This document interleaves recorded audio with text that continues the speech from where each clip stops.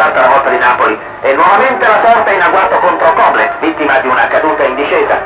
Già dolorante per le ferite riportate ieri, il campione elvetico insegue con grande coraggio, coadiuvato dai suoi gregari che si impegnano sino allo spasimo, mentre davanti il Crotone attacca la salita di Rio Nero.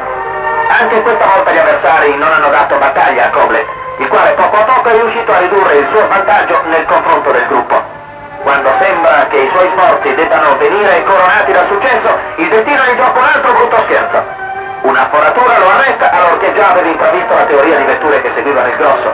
Sostituita prontamente la ruota, il campione elvetico porta finalmente a termine il suo lungo inseguimento, mentre nel gruppo di testa Fausto Coppi monta buona guardia.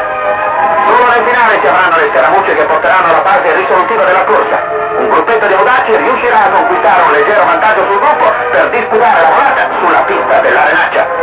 La vittoria toccherà a Milano, fedele gregario di Fausto che gli ha dato via libera. Si punta ora sulla capitale, dove 100.000 spettatori accoglieranno